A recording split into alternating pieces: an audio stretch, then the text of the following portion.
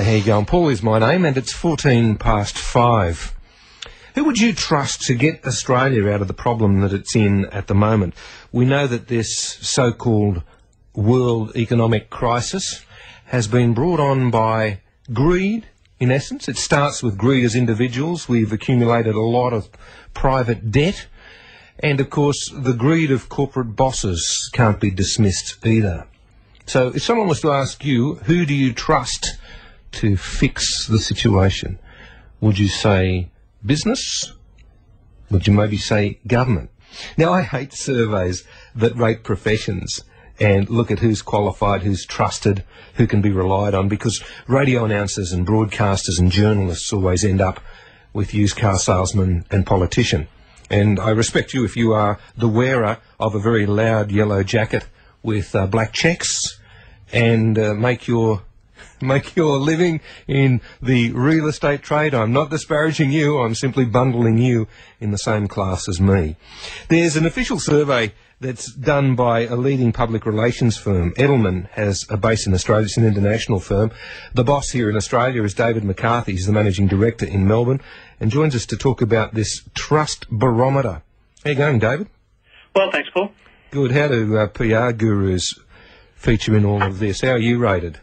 Well, fortunately, we don't ask ourselves that question. Maybe we should.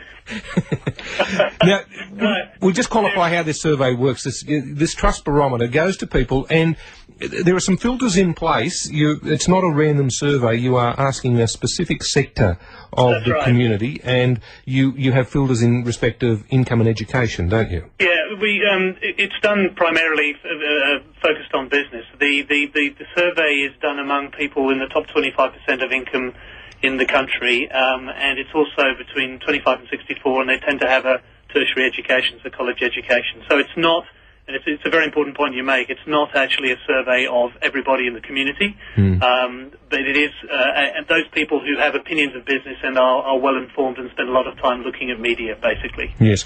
Now, is this the first time that Australia has been included?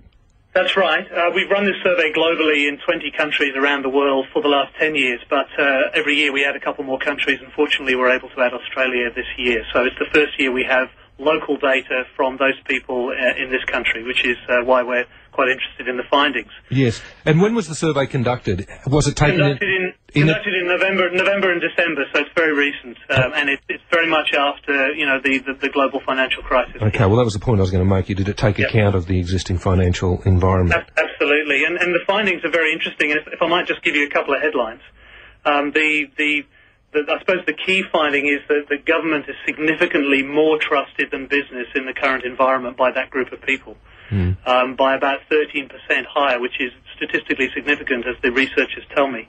And we're seeing that through all the questions in the survey, that government significantly is expected to have a much greater role in fixing problems that we face here in Australia over and above business, where traditionally business would have had a much higher trust rating.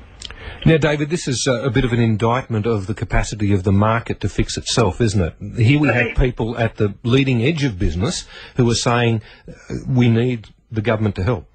That's exactly right, Paul. I think people have lost faith. Certainly you've seen in the US and in other markets where there has been a general dissatisfaction with business to regulate itself and to come up with solutions.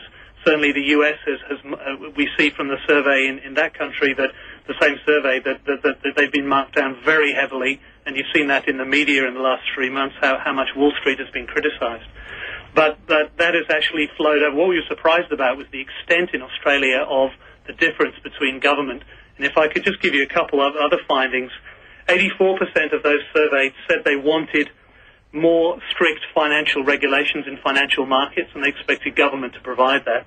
And 81%, these are very high numbers, wanted government greater regulation across all industry sectors, not just the finance sector, but all industry. And these are in a country like Australia, which favours, a government with a soft hand. We're very surprised that these numbers are as high as they are. Well, late last year, of course, we saw government intervention in short selling on the share market, for example.